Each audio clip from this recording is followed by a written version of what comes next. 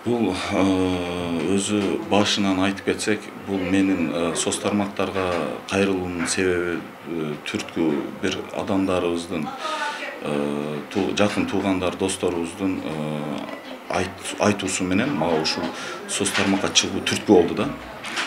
Мисалы, эл биринчи дүрбөлөңгө түшүп, психоз болуп, андан кийин томографияга тартылып, таза мезгилинде эле, андан кийин бир 5-10 күндөн кийин бул оорунун симптомдору пайда болуп, кайрадан түшүүгө мажбур болгон неме учурлар болду да. Бекер дегенде дагы жөн эле келгендердин пайызы 80% болду. Бекер дегенде ооруба.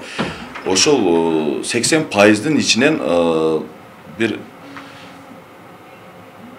80%дын ичинен бир 90%ы психоз менен келишти. Анан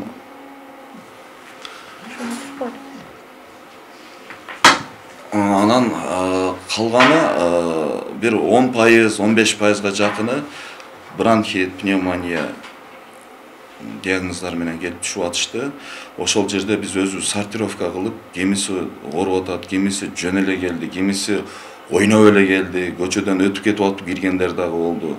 Аны биз сортировка кылып туруп, анан өзүбүзгө статистика түзүп, ошол жерден жыйынтык чыгардык да. Элибиздин 80%ы психоз болуп калды.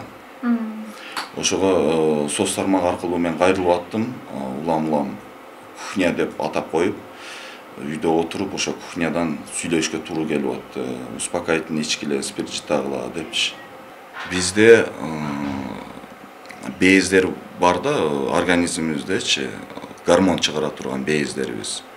Сахарды клеткаларга алып кирип берүүчү зат инсулин деп коебуз да, мисалы.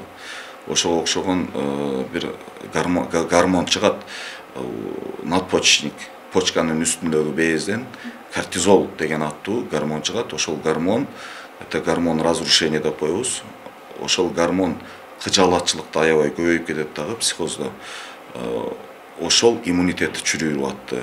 Элибиз ошого дүрбөлөңгө түшүп, оорунун немеси өрчүндөп кетип атты да, байкаганыбызда процесси. То есть жеңил ооруп аткан адам орто оорлуу болуп, же орто оорлуу болуп аткан адам кайра оор абалга түшүп калып атышты, дүрбөлөңгө психозго алдырып. Ошондой моменттер дагы учурап атты. Психоз эң главный проблема, ушул илдет боюнча эң главный проблемасы бул психоз болуп атты элдерибизде. Элге кайрылгым келет, эч коркуштун кереги жок. Бул мындай бир бөкөчө келе атат деген менен эле барабар. Элибиз ооруп чыкты десек болот. Бул оору менен биздин жер планетабыз 80% ооруш керек деп башында эле ученыйларыбыз айтып чыккан, алымдарыбыз. Анан экинчи толкун бизде өттү деп эсептейм, себеби биринчи толкунубуз күнүнө 5-тен, 10-дон чыгып атканда биз карантинди снимать этип, чрезвычайное положенияларды снимать, өзгөчө абалды снимать эткенден кийин адамдар көчөгө чыгып кетишти. Андан кийин өзүңөр билгендей 500-дөн, 1000-ден учурлар катталып атты, күнүнө каза болгондордун саны көбөйүп кетти. Бул оору менен мен ошондо ойлогом, бардыгыбыз оорушубуз керек экен. Иммунитет пока адамда вырабатываться этмейинче бул оору жөн кетпей турган оорудай сезилди да магачы. Анан мынабу чоң мамлекеттерде, Россия, Америка, Кытай мамлекеттеринде буну коллективный иммунизация деп коет. То есть бир жагынан пассивный иммунизация деп коебуз. Раз дүйнөлүк масштабта вакцина жок болуп атса, внедрением вакцины мы называем активная иммунизация. То есть вакцинаны адамга саю. Раз вакцина жокпу, биз пассивный иммунизацияга өткөзөбүз элди. Ал эмне деген? Ал оорулуу адамды атайлап со адамга жугузусун. Атайлап. Чтобы со адам тезирээк ушул илдетти жугузуп алып, иммунитет вырабатывать этип, ушуга кийин каршылык көрсөт, адамда иммунитет пайда болот. Ушул ооругачы.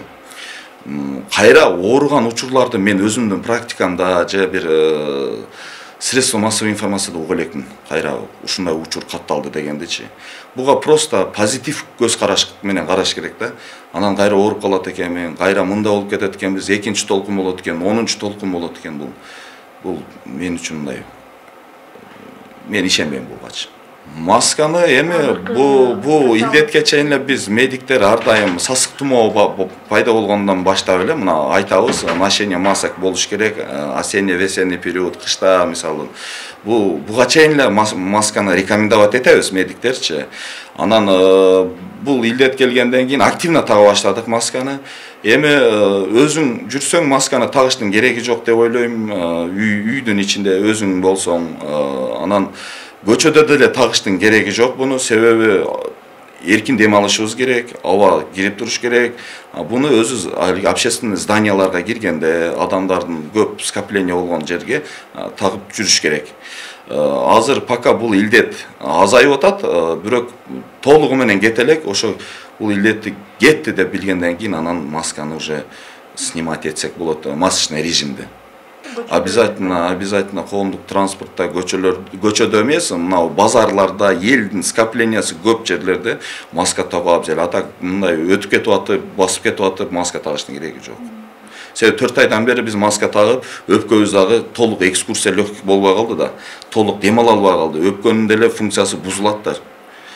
Ошон үчүн мындай эркин абада сейилдөөдө маска тагыштын кереги жок. Антисептиктин көп да колдонуусу зыян деп окудум мен. Себеби биздин колубуздун на поверхности ладони бизге керектүү микробтар дагы бар. Ошол эле вирусту кайра басаңдатып тура турган микробтор дагы бар. Антисептик аларды дагы жууп кетип атпайбы? Ошон үчүн биз без защиты калып атабыз да. Постоянно антисептик иштетүү дагы бир жагынан ушул бизге керектүү үчүн микробторду жок кылуусуна зыян алып келет. Экинчиси кожаны дерматит кылып коюп атат көбүнчө, химический ожогко чейин алып барып атат. Химический зат, бул химиялык түрүндө чыккан элементтер кожанын сопротивляемосун азайтып коюп атат. Колдонуш керек, бирок көп эмес. Биз ар бир 10 мүнөттө эле кармаган жерлерибизде эле бизде өзүбүздүн кожабыздын үстүндө бизге керектүү үчүн микробтор бар. Алар ошол вирустар менен күрөшүп турат өздөрү делечи. Мындайда күздө башка тумоолор дагы пайда болушат. Башка оорулар дагы суук түшкөн мезгилден баштап, башка оорулар дагы присоединяться эткенден баштап, ошон үчүн кыйын болуп калат да, бул обычный грипппи же ковидпи. Ошон үчүн буну толкун деп эсептеп атышат. Көп грипп учурлары катталып кетсе, буну ковидтен ажыратуу өтө кыйын болот да. Азыр грипптин сезону жок, азыр только ковид болуп атат, а күздө башка инфекциялар дагы кошулат да. Ошого буну экинчи толкун деп айтып атышабы, мен өзү ушундай деле деп түшүндүм, что башка грипптер присоединение болсо, сал оорураак болуп калат деген сөз да булчу. Ажыратуусу. Дифференциация диагностика деп коет медицина тилиндечи. Андан азыртан коргонуп калганга болбойбу? Азыр эми иммунитетти көтөрүш керек. Самый главный мына активный образ жизни алып барыш керек, басыш керек. Кимде эгерде состояние здоровья позволять этсе, чуркоо керек, анан витаминдерди жешибиз керек, жакшы түрлүү тамактарды жешибиз керек, белковый питание кылышыбыз керек. Мына күндө жүрүү дагы өзү пайда, мына көлдүн абасы деле пайда, суусу деле пайда, ошондой неме кылсак болот. Анан мындан өзү негизи профилактикасы жок да ковид инфекцияданчы, себеби дүйнө масштабына бул басып кетти. Эгерде алдын алуу чаралары болгондо дүйнөгө мындай пандемия болбойт эле. Бул ушундай аябай тез тарачуу инфекция экен. Ошон үчүн алдын ала алыш буну паштештен мүмкүнчүлүгү жок. Эми самоизоляция кылып, контакттан азыраак контактировать этип, общественный месталарга азыраак барып туруу, самоизоляция ушул профилактика азырчы.